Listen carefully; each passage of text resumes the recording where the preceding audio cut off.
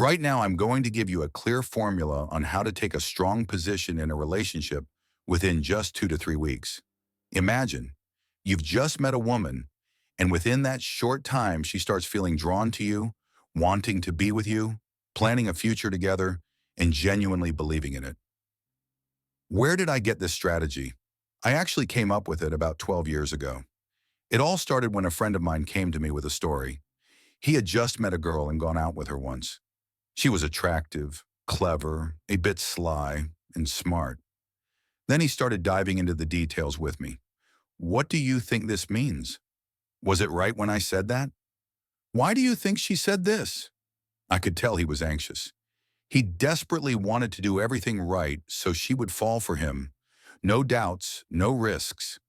He had some past experience with relationships, sure, but nothing out of the ordinary. Like most guys, he'd been in situations where things didn't work out. He got dumped, ghosted, the usual. I already understood back then that when a man approaches a relationship from this kind of overthinking, fearful mindset, wondering how often to text, when to pull back, how to end conversations just right to make a good impression, he's already sunk. That ship is going down, guaranteed. No advice from the internet, no tactics or tricks will help if that's where your head is. You'll just end up convincing yourself they work until they don't. So what's really happening here? Why does a man feel nervous with some women and totally relaxed with others? It's all about dopamine, the anticipation of how good it could feel if things work out. If you two keep seeing each other, there's a hope for something amazing. To put it simply, the woman who triggers that spark in a man is like a dream of moving to Monaco. Glamorous, exciting, high stakes. A woman who doesn't spark that dopamine rush, that's like a health resort full of old ladies. Peaceful, predictable, but not thrilling. Most guys get caught in the same trap. They dream of Monaco, but Monaco doesn't want them. Meanwhile, they've got every opportunity to go to the resort, but they're just not excited about it. So I understood exactly the kind of situation my friend was in, and I knew I had to give him clear, practical advice. Not just the usual, forget her, focus on yourself, act distant, and everything will fall into place. I knew that wouldn't work, because the very next day his mind would already be racing again. Even if the dates went well, the anxiety would keep rising. He wouldn't feel in control. That's why I told him, from this point on, stop texting her.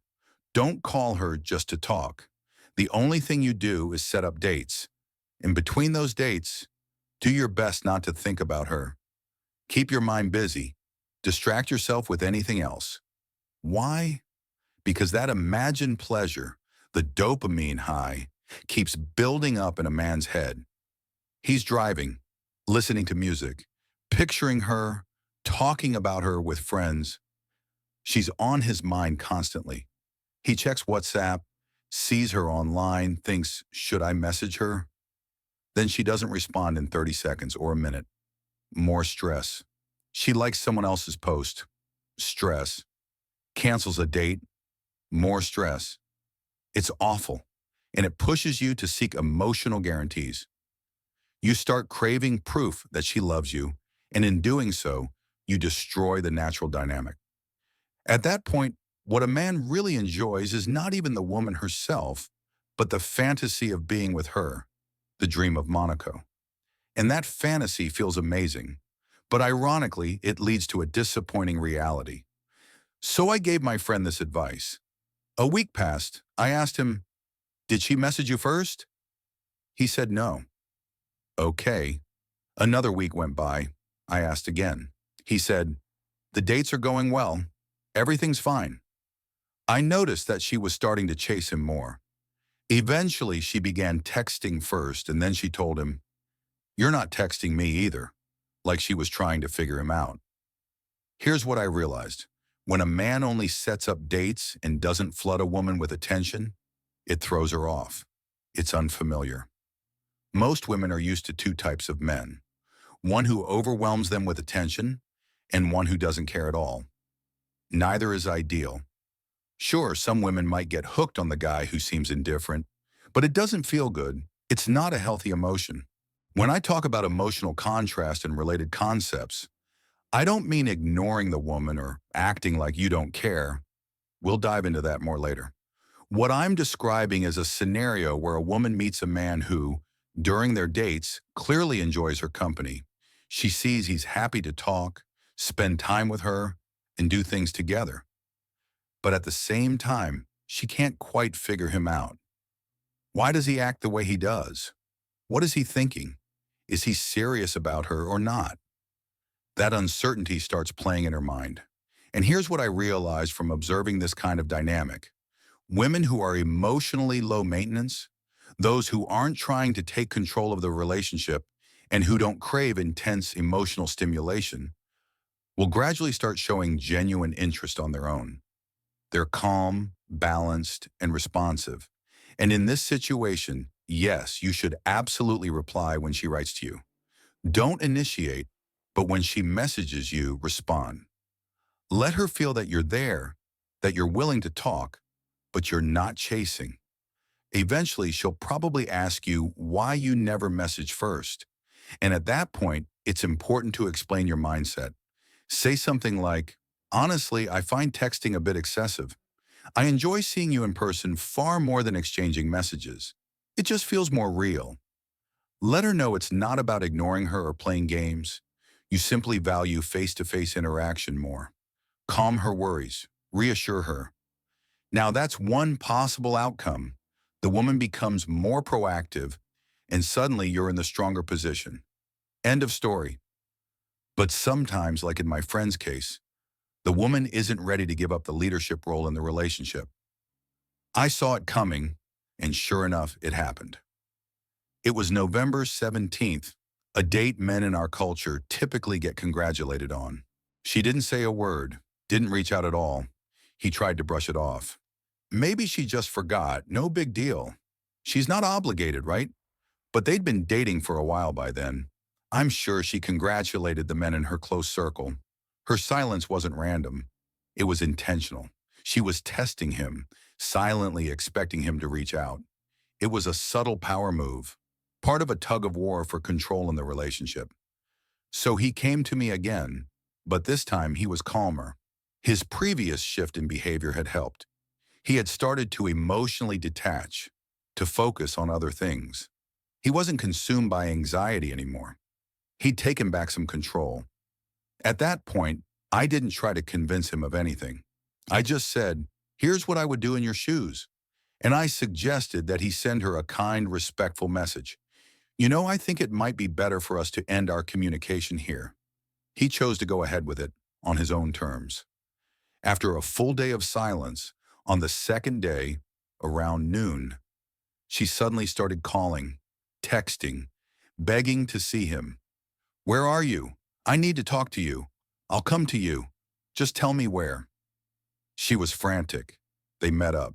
He didn't even need to bring up why he sent that message or why she hadn't congratulated him. It didn't matter anymore. Her body language said it all. She was glowing just to be near him. She clung to him, hugged him, laid her head on his shoulder. She wanted to be with him fully and completely from that moment on. And for the next week, the next month, even the next few months, things were peaceful. They even moved in together. Now, to be fair, their relationship eventually ended, and it wasn't perfect. She was a high-maintenance partner, emotionally speaking. But this approach worked. After that moment, there were no more power struggles. She stopped resisting. And most importantly, my friend never asked me for relationship advice again. Not once. Why? Because he finally felt in control. Interestingly, she never even brought up that final message. Why did you send that? She didn't have to. She knew exactly why. Deep down, she understood that it was a direct reaction to her own behavior. That silence was her play for dominance, and the message was his counter. That moment decided everything. She processed her emotions and got clarity, and from then on, she continued getting emotional fulfillment from every meeting they had. Here's what people miss. Strong and weak positions in relationships aren't just about who shows more interest or who makes more effort. It goes deeper. It's about the biochemical balance between the two people. So who enjoyed the relationship more at that point? My friend or the girl? She did. The person in the weaker position always gets more emotional payoff. That's the core principle. Once you understand this, it all starts to make sense. I often see guys trying to act tough, being cold, emotionally distant with stone faces, thinking women will be attracted to that kind of attitude. But that's not how it really works. Let me give you an example. Even women who are emotionally complex and prone to drama, they need some form of emotional tension. If you don't create it yourself and manage it correctly, she'll create it for you. That's just how it is. Now, if she meets a man who either gives in too quickly or avoids any kind of conflict, she loses interest. For instance, if she says something sharp and he just goes, okay, fine, boom, the emotional high she was hoping for is gone. She wanted that exchange to last a bit longer, to feel something from it. But if, in the moment when she's actually ready to connect, and you keep pushing her away or shutting down emotionally, you're also damaging the connection. You have to give just the right amount, no more, no less.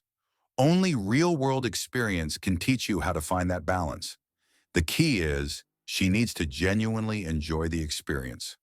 But that's already an advanced level, something for those ready to go deeper into understanding relationships. Actually, a similar thing happened to me personally around the same time, about 12 years ago. I'd only been practicing these principles for a year or so. I met a girl online, and to my surprise, she looked even better in real life than in her photos. That almost never happens.